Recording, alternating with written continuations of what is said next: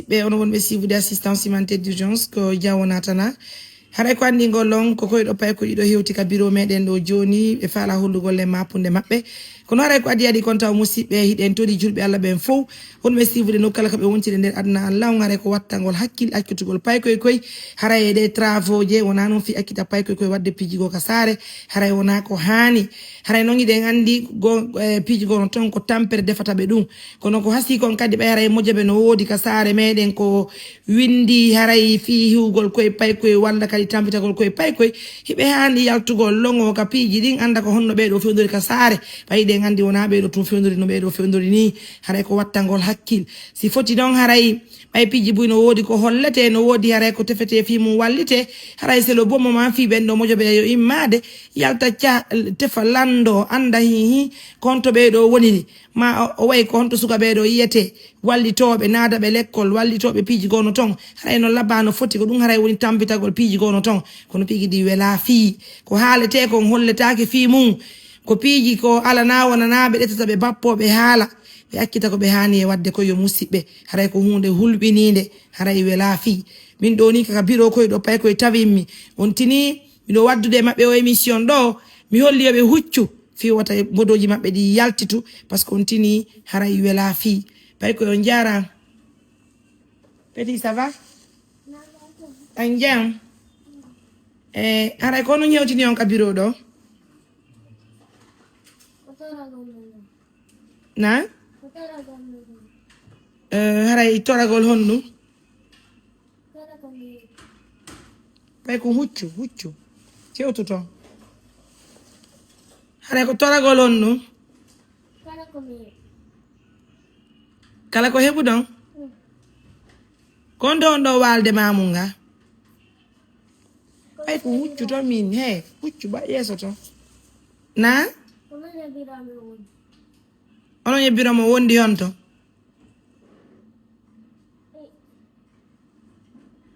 konto on ɗon e walde onon yebbiramo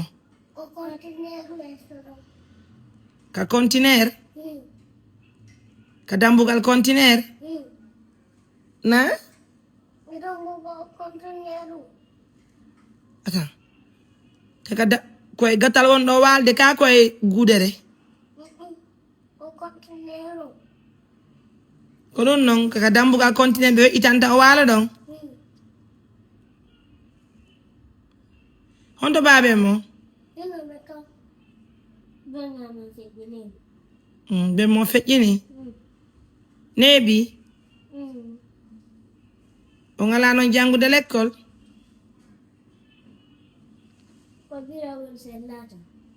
fewtu yeeso to biro mon sella kono waɗi biro mon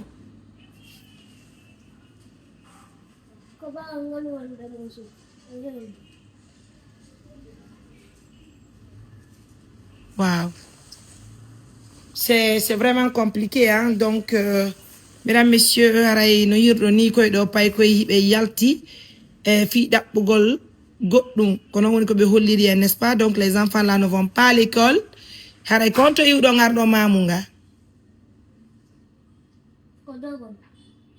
ko dogemo iwɗo garɗo mamu ko ton iwɗo garɗo mamu minni iyo kono on ɗon heɓirde ko ñaamo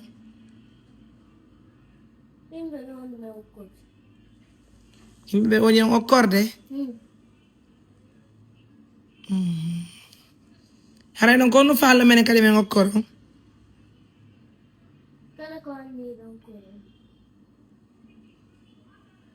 enen taw mi landon kono yuruɗo ngar ɗon to yiwɗo ngarɗon han kamen ɗo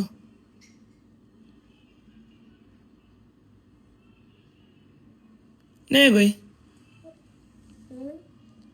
kono on to yiwɗo ngarɗon kamen ɗo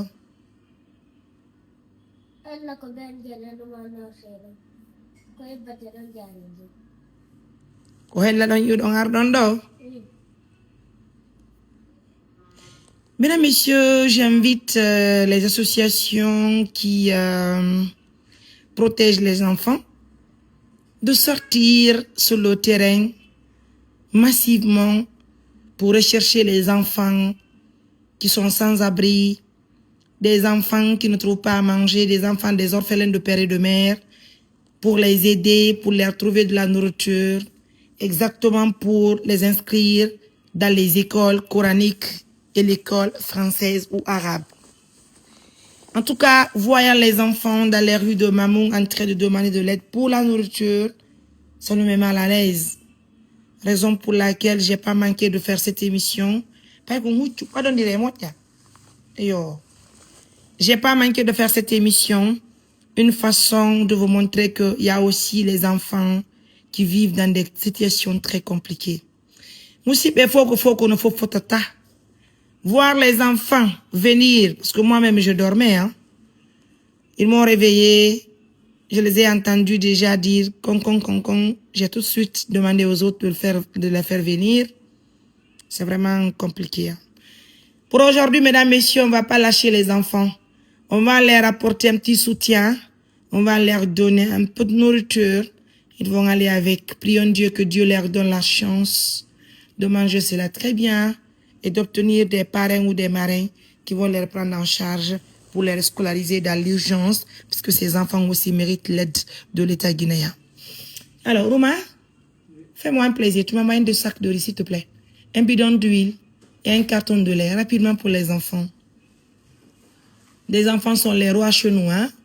Donc, avec les enfants, allez, Barry, vas-y, je ne savais même pas que tu es là. Donnez-moi 2 sacs de riz, un bidon d'huile. Très rapidement, mesdames, messieurs, on va essayer d'effacer les larmes de ces enfants. Voilà, un carton de lait, un bidon d'huile. Ça, c'est pour les enfants, mesdames, messieurs. On va mettre devant pour que les enfants voient devant, pour ne pas qu'ils font... Ok. Non, s'il te plaît. Bien. Allez. Mais on dit au pays kadi nene je ko woni envoie un sac de riz encore. Nene je ko woni wawata wo ko wawata. Wota yo accutubi e makko be wada dido piiji ko dum wadi hiden tongi dido piiji den hadi dido piiji hiden tori kadi Allah yo Allah ulanno beydan en sabuji din hara e wawa e walde kala miskinajo wondo ka leydi men hara ko dum woni miijo men.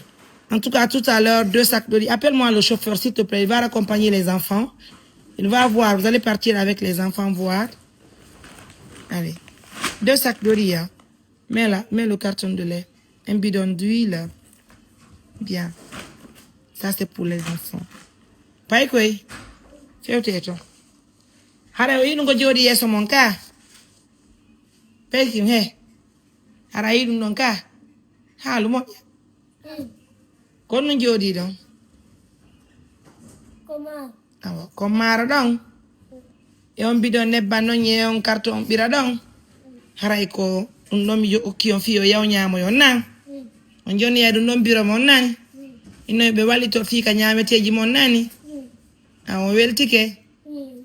Ka ko no faallon kadi.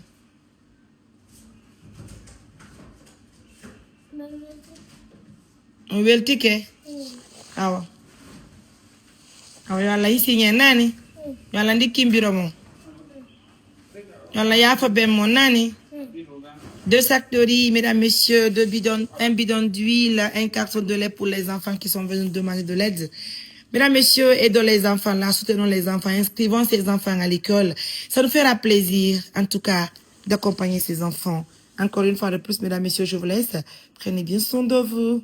Au revoir, assistance humanitaire d'urgence, une organisation pas comme les autres. Merci à tous pour la confiance. Au revoir.